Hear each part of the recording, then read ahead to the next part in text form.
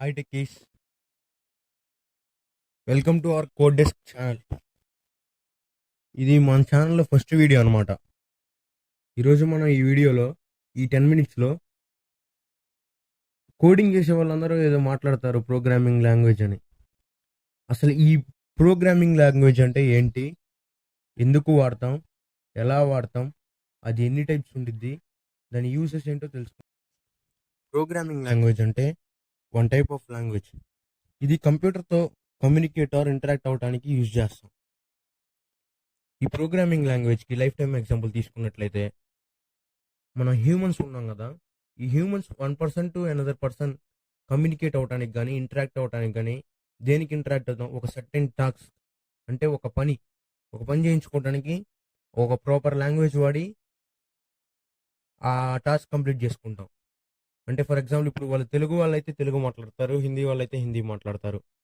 అలా some language X అనే language ఏదో ఒకటి యూజ్ చేసి వాళ్ళకి తెలిసిన లాంగ్వేజ్లో వాళ్ళు ఆ సర్టెన్ టాస్క్ని ఇంకొకరి చేత కంప్లీట్ చేసుకుంటారు.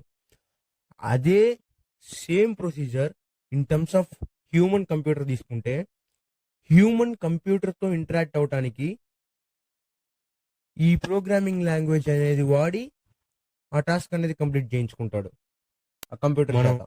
ఏదైనా టాస్క్ కంప్యూటర్ చేత ఎందుకు కంప్లీట్ చేయాలని చూస్తాం, అట్ ఏ టైం 100 మంది మనుషులు చేసే పని ఇది అట్ ఏ టైం చేయగలదు 1 మినిట్లో. అందుకని ఈ కంప్యూటర్స్ అనేవి హ్యూమన్స్ కన్నా ఫాస్ట్గా ఉంటాయి కాబట్టి ఏమన్నా మ్యాథమెటికల్ పరంగా కానీ, ఏమన్నా ప్రాబ్లమ్ సాల్వింగ్స్కి కానీ, డిజైనింగ్కి కానీ, ప్లానింగ్కి కానీ, వేటికైనా ఈ కంప్యూటర్స్ అనేవి అన్ని సెక్టార్స్లో హ్యూమన్స్ కంటే ముందున్నాయి. కాబట్టి ఈ కంప్యూటర్స్ చేత వర్క్ చేయించుకోవడానికి ఆ హ్యూమన్ అనేవాడు ఈ ప్రోగ్రామింగ్ లాంగ్వేజ్ వాడి ఆ కంప్యూటర్ చేత ఆ సర్టెన్ టాస్క్ కంప్లీట్ చేసుకుంటాడు. ఇందుకోసం మనం ప్రోగ్రామింగ్ లాంగ్వేజ్ అనేది ఇప్పుడు ఈ ప్రోగ్రామింగ్ లాంగ్వేజ్ని ఎలా యూజ్ చేయాలో చూద్దాం. ఈ ప్రోగ్రామింగ్ లాంగ్వేజ్లో కొన్ని కోడ్స్ రాస్తాం అనమాట. కోడ్స్ ఆర్ ప్రోగ్రామ్స్ రెండు ఒకటే. ఈ కోడ్స్ ప్రోగ్రామ్స్ ఏంటంటే ఈ ప్రోగ్రామ్స్లో ఒక సెట్ ఆఫ్ ఇన్స్ట్రక్షన్స్, అంటే ఇప్పుడు ఒక మనిషికి తీసుకున్నట్లయితే నువ్వు ఈ పని చేయి, ఈ పని చేయకూడదు అని ఇన్స్ట్రక్షన్ తీసుకుంటాం కదా, అలాగా ఆ కంప్యూటర్ కూడా ఒక సెట్ ఆఫ్ రూల్స్ ఉన్నాయన్నమాట. ఆ రూల్స్ని బేస్ చేసుకొని వాటిని సింటాక్స్ అంటారు.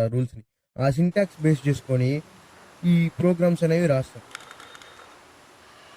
ఈ ప్రోగ్రామ్స్ రాసి ఎగ్జిక్యూట్ చేస్తాం. ఇలా ఈ ప్రోగ్రామింగ్ లాంగ్వేజ్ అనే కంపెనీలో ఎంప్లాయీస్ అనేవారు టీమ్స్ వైజ్గా ఉంటారు, టీమ్స్గా డివైడ్ చేస్తారు. అంటే బ్యాచ్ 1, బ్యాచ్ 2, బ్యాచ్ 3 అట్లా.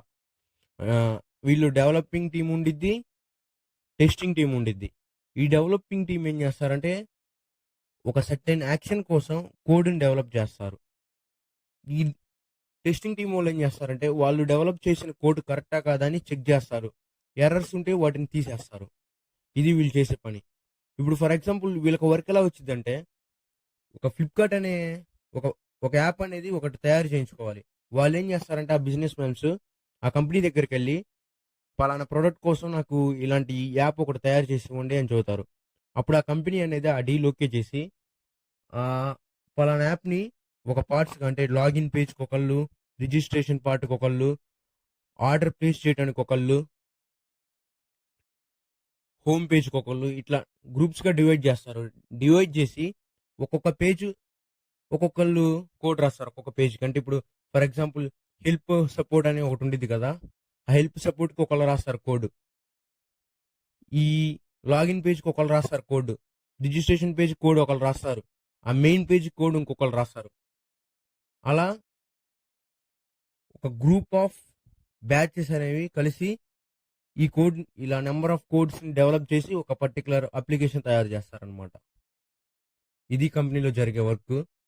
ఈ కంపెనీ సో ఇప్పుడు types of programming language consider చేస్తే ఇందులో మెయిన్గా 2 కన్సిడర్ చేస్తారు. ఒకటి లో లెవెల్ ప్రోగ్రామింగ్ లాంగ్వేజ్, ఇంకోటి హై లెవెల్ ప్రోగ్రామింగ్ లాంగ్వేజ్. ఇప్పుడు ఈ లో లెవెల్ ప్రోగ్రామింగ్ లాంగ్వేజ్లో ఉన్న లాంగ్వేజ్ అనేది హ్యూమన్స్కి అసలు అర్థం కాదనమాట. అంటే ఇది ఇన్ టర్మ్స్ ఆఫ్ న్యూమరిక్ వాల్యూస్లో ఉండేది. అంటే 0s 1s, truth or falls, ఇట్లా 0s ఆర్ 1sలో ఉండే లాంగ్వేజే లో లెవెల్ లాంగ్వేజ్. దీన్ని బైనరీ లాంగ్వేజ్ అని కూడా అంటాం.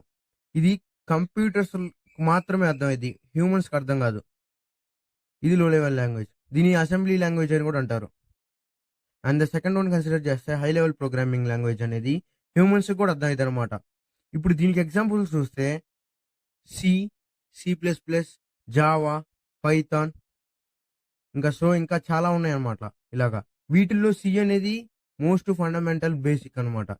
మిగతా ప్రోగ్రామింగ్ లాంగ్వేజెస్ అన్నిటికి ఈ సి అనేది ఒక బేస్ లాగా, ఒక ఇంటికి పునాది ఎలాగో ఈ ప్రోగ్రామింగ్ లాంగ్వేజ్ అది కోడింగ్ మొత్తానికి సి అనేది ఒక బేస్ లాగా అనమాట. సో ఫర్దర్గా మన ఛానల్లో ఈ సి ప్రోగ్రామింగ్ లాంగ్వేజ్కి సంబంధించిన కాన్సెప్ట్స్ అనేవి ఒక్కొక్కటి ఎక్స్ప్లెయిన్ చేయడం జరిగింది. సో మన ఛానల్ని ఎప్పటికప్పుడు ఫాలో అవుతా ఉండండి, సబ్స్క్రైబ్ చేయండి, ఆ బెల్ సింబల్ని ఆన్లో పెట్టుకోండి. సో ఎప్పుడైతే నేను ఈ ఛానల్లో ఈ సి ప్రోగ్రామింగ్కి సంబంధించిన కోర్సెస్ అనేవి అప్లోడ్ చేయడం జరిగిందో అప్పుడు మీకు ఎమ్మటిని నోటిఫికేషన్ వచ్చింది అనమాట.